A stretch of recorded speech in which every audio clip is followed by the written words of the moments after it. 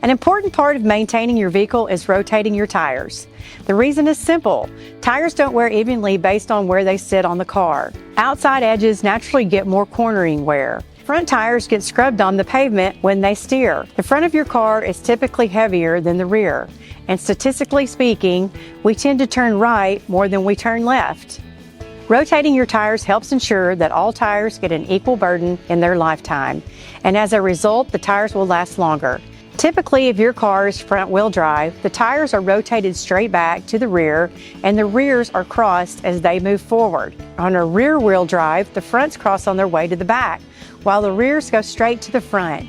No need to memorize all of this. We can do it for you at Gwatney Buick GMC next to Sam's Club in North Little Rock. For Auto Matters, I'm Penny Cobb Burkhalter.